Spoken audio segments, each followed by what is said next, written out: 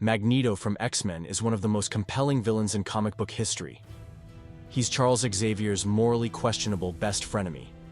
Magneto's whole philosophy boils down to this: humans hate mutants, and if mutants don't strike first, they'll get wiped out. It sounds extreme, but look at the X-Men universe. Humans are constantly building Sentinels, passing mutant registration acts, and experimenting on mutants. Magneto, he's just trying to survive. His backstory makes his actions hit even harder. He survived the Holocaust. So, when he says he doesn't trust humanity, he's speaking from experience. But Magneto's methods, violence, terrorism, and basically declaring war on humanity are what make him a villain. Still, you can't help but sympathize with him. He's fighting for his people in a world that fears and hates them. Charles wants peace. Magneto wants war. But at the end of the day, they both want the same thing: a safe future for mutants. The Wicked Witch of the West looks a little gothy, yeah, but is she really the villain? Or are we just falling for Glinda's propaganda? Dorothy drops a house on the witch's sister and kills her. Yeah, it was an accident, but instead of apologizing, Dorothy just takes the ruby slippers. Naturally, the witch shows up to reclaim her sister's belongings, but Glinda, the good witch, swoops in, steals the shoes, and gives them to Dorothy. Glinda then sends Dorothy on an insane quest under the guise of helping her get home.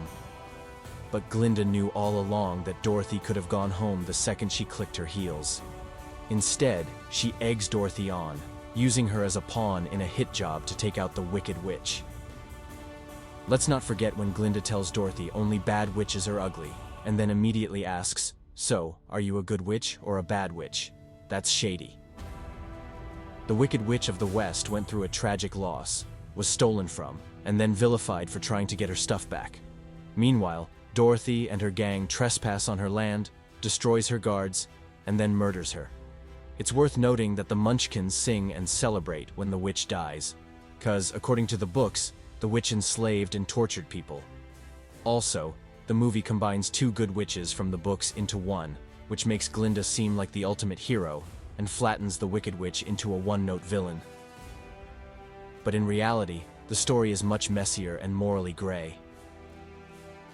The Wicked Witch of the West was grieving, angry, and trying to reclaim her power, but the story glosses over her pain and complexity. She's kind of a victim of bad PR. Roy Batty. If you've seen Blade Runner, you know Roy isn't just a villain. He's a tragic figure. As a leader of the rogue replicants, Roy isn't trying to take over the world or destroy humanity. He just wants more life. Replicants are created to serve humans, but they're given a limited lifespan and treated as disposable. Roy's rebellion is born out of desperation. He's fighting for survival, and in doing so, he forces us to question the morality of a system that treats sentient beings as property. By the end of the film, Roy's actions and his iconic Tears in Rain monologue remind us of his humanity. Ironic, given that he's not even human. He's not a monster. He's a victim of a cruel system, and his fight for freedom feels heartbreakingly justified. Lady Eboshi in Princess Mononoke is framed as the antagonist, but her motivations are anything but evil. She leads Irontown, an industrial settlement, and provides a safe haven for outcasts. Her conflict with nature isn't about greed, it's about survival. Lady Eboshi is trying to build a better life for her people, even if it means defying the gods of the forest. She's not evil, she's practical. Lady Eboshi's clash with nature is a reflection of humanity's struggle to balance progress and preservation. She's just trying to protect her people, even if it means defying the gods. Lady Eboshi's actions force us to question the balance between progress and preservation, making her one of the most complex villains in animation. Ra's al Ghul, the leader of the League of Shadows in Batman Begins. His goal? To restore balance to the world by eradicating corruption, starting with Gotham. Ra's al Ghul believes that civilization is inherently flawed and that drastic action is needed to purge the world of its rot.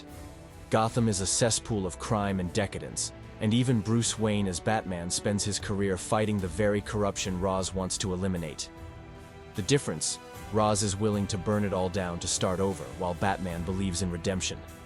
It's a classic clash of ideologies, but Raz's unwavering conviction makes him a fascinating, and dare I say, sort of relatable villain. Adrian Veidt, better known as Ozymandias, is the epitome of calculated brilliance. He doesn't just claim to be the smartest man alive, he backs it up with a plan to save humanity. At the height of the Cold War, with nuclear annihilation looming, Veidt devises a scheme that no one else could even dream of, faking an alien invasion to unite the world. He creates a massive hoax, engineering an otherworldly attack that devastates New York City, killing millions of innocent people in an instant. The result, the US and the Soviet Union, two superpowers teetering on the edge of mutually assured destruction, suddenly have a common enemy. The world, divided by politics and ideologies, bands together in an unprecedented act of global unity. In his mind, the sacrifice of millions is a small price to pay to save billions, but Veidt's plan is as horrifying as it is genius. The cold, calculating ruthlessness with which he executes his plan is what makes him a true villain. Veidt's plan does what it was designed to do.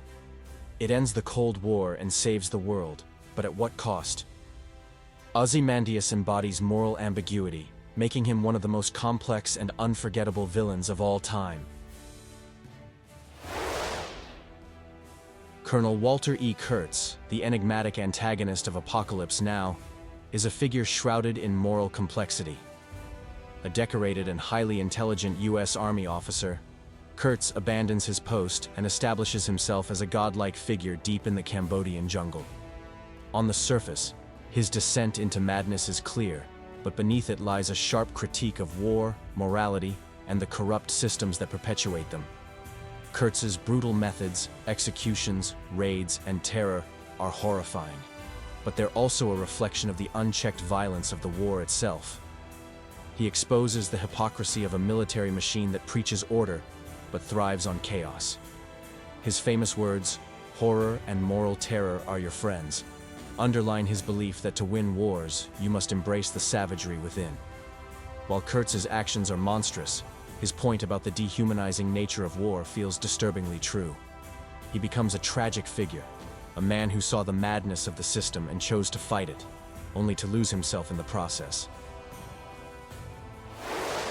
Dr. Otto Octavius, or Doc Ock, isn't your average supervillain. In Spider-Man 2, his journey begins as a brilliant scientist with dreams of revolutionizing the energy industry. His invention, a fusion reactor, has the potential to create sustainable energy for the entire world. But when a tragic accident kills his wife and fuses his mechanical tentacles to his spine, Otto's grief and the AI in his robotic arm push him down a darker path. Doc Ock's goals remain noble. He still wants to perfect his invention and help humanity, but his methods become reckless and destructive, putting countless lives at risk. He's consumed by his obsession, driven by both personal guilt and the manipulation of his sentient tentacles. What makes Doc Ock so compelling is that he's not inherently evil. He's a victim of circumstance, ambition, and loss. By the end of the film, he redeems himself, sacrificing his own life to destroy the reactor and save the city. Doc Ock reminds us that even villains can find redemption, and that sometimes our greatest flaws are born from our greatest aspirations. So, whether their methods were extreme, their logic flawed, or their morals questionable, these characters remind us that the line between hero and villain isn't always so clear. Let me know in the comments who you think had the best point, or if there's a villain you think deserved a spot on this list. And remember, sometimes the most compelling villains are the ones who make us ask questions about everything. And don't forget to like and subscribe.